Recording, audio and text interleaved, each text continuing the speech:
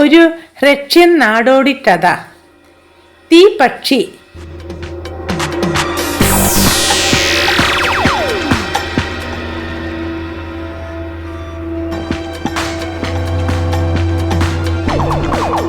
ഭാഗം 1. പണ്ടൊരിക്കൽ ഒരിടത്ത് വെരനായി എന്നു പേരുള്ള ഒരു രാജാവ് ഉണ്ടായിരുന്നു. അദ്ദേഹത്തിൻ്റെ 3 പുത്രന്മാരിൽ ഏറ്റവും ഇളയവന്റെ പേർ ഇവാൻ എന്നായിരുന്നു.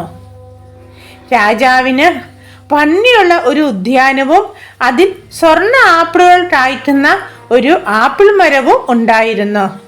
സ്വർണ്ണ ആപ്പിളുകൾ ആരോ മോഷ്ടിക്കുന്നുണ്ടെന്ന് ഒരു ദിവസം രാജാവിന് മനസ്സിലായി. അത് അദ്ദേഹത്തിന് അതിയായ മനോവ്യഥ ഉണ്ടാക്കി. അദ്ദേഹം തോട്ടത്തിൽ കാവൽക്കാരെ നിയോഗിച്ചു. പക്ഷേ കള്ളനെ പിടിക്കാൻ അവർക്ക് കഴിഞ്ഞില്ല. രാജാവ് ദുഃഖനിമിത്തം ഭക്ഷണപാനീയങ്ങൾ വെറുത്തു. പുത്രന്മാർ അദ്ദേഹത്തെ സമാധാനിപ്പിച്ചു.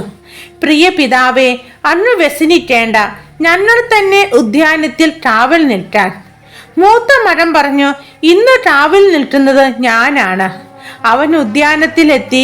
സായാഹ്നം മുഴുവൻ അവൻ അവിടെ ചുറ്റി നടന്നിട്ടും ആരെയും കൊണ്ടുമുട്ടിയില്ല. അതുകൊണ്ട് അവൻ പുൽത്തരടിയിൽ കിടന്നുറങ്ങി. രാവിലെ രാജാവ് അവനോട് ചോദിച്ചു, നീ നല്ല വാർത്ത വല്ലതും കൊണ്ടുവന്നിട്ടുണ്ടോ? ആരാണ് കള്ളൻ എന്ന് കണ്ടുപിടിച്ചോ? ഇല്ല അച്ഛാ, ഞാൻ രാത്രി കണ്ണടച്ചതേയില്ല, എന്നിട്ടും ആരെയും കണ്ടില്ല. പിറ്റേ ദിവസം 2ാമത്തെ പുത്രൻ കാവലിന് പോയി. അവനും അവിടെ കിടന്നുറങ്ങി. കള്ളന്മാരെ ആരെയും താൻ കണ്ടില്ലെന്ന് അവൻ രാവിലെ അച്ഛനോട് പറഞ്ഞു. ഇളയ മകന്റെ ഊഴം വന്നു. ഇവാൻ രാജകുമാരൻ തോട്ടത്തിൽ കാവലിന് പോയ രാത്രി അവൻ കിടക്കുക പോയിട്ട് ഒന്ന് ഇരിക്കുക പോലും ചെയ്തില്ല. ഉറക്കം തന്നെ കീഴടക്കുമെന്ന് തോന്നിയപ്പോഴെല്ലാം അവൻ മഞ്ഞുതുള്ളികൾ കൊണ്ട് മുഖം കഴുകി ഉടൻ തന്നെ ഉറക്കം പോയി. രാത്രി അതിക്രമിച്ചപ്പോൾ പെട്ടെന്ന് തോട്ടത്തിൽ ഒരു പ്രകാശം അവൻ കണ്ടു. അത് വർദ്ധിച്ച് തോട്ടം മുഴുവൻ വ്യാപിച്ചു. സ്വർണ്ണ ആപ്പിൾ കൊത്തി തിന്നുകൊണ്ട് ആപ്പിൾ മരത്തിൽ തീപ്പക്ഷി ഇരിക്കുന്നത് ഇവാൻ കണ്ടു. ഇവാൻ രാജകുമാരൻ ഒച്ച ഉണ്ടാക്കാതെ മരത്തിനടുത്തെത്തി. തീപ്പക്ഷിയുടെ വാലിൽ പിടികൂടി. എന്നാൽ പക്ഷി കുതറി പിടിപിടിവിച്ച് പറന്നുപോയി. അതിൻ്റെ വാലിലെ ഒരു തൂവൽ മാത്രം ഇവാന്റെ കയ്യിലിരുന്നു. പിറ്റേന്ന് രാവിലെ ഇവാൻ രാജകുമാരൻ അച്ഛൻ്റെ മുമ്പിലെത്തി. മകനെ, നീ കള്ളനെ പിടിച്ചോ? രാജാവ് ചോദിച്ചു.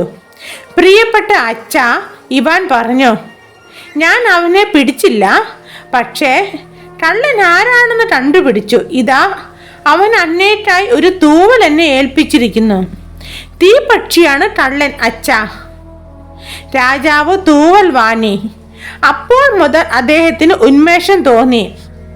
അദ്ദേഹം ആഹാരം കഴിച്ചു തുടങ്ങി. എന്നാൽ ഒരു സുപ്രഭാതത്തിൽ തീപ്പക്ഷിയെ പറ്റിയുള്ള ചിന്ത അദ്ദേഹത്തെ അലട്ടിത്തുടങ്ങി. അദ്ദേഹം പുത്രന്മാരെ വിളിച്ചു ഇങ്ങനെ പറഞ്ഞു, എൻ്റെ പ്രിയ പുത്രന്മാരെ, നിങ്ങൾ നിങ്ങളുടെ വിശ്വസ്തരായ കുതിരകളുടെ പുറത്തു കയറി ദേശസഞ്ചാരത്തിന് പോകണമെന്നാണ് എൻ്റെ അഭിപ്രായം. ഒരുപക്ഷെ നിങ്ങൾക്ക് തീപ്പക്ഷിയെ കാണാൻ കഴിഞ്ഞേറ്റും. പുത്രന്മാർ രാജാവിനെ വണങ്ങിയിട്ട് വിശ്വസ്തരായ കുതിരകളുടെ പുറത്തു കയറി പുറപ്പെട്ടു. മൂത്തവൻ ഒരു വഴിയെ പോയി, 2ാമത്തവൻ മറ്റൊരു വഴിയെ പോയി. ഇവാൻ രാജകുമാരൻ 3ാമതൊരു വഴിയിലൂടെയാണ് സഞ്ചരിച്ചത്. ഇവാൻ രാജകുമാരൻ എത്ര ദൂരം സഞ്ചരിച്ചെന്ന് പറയാൻ കഴിയില്ല.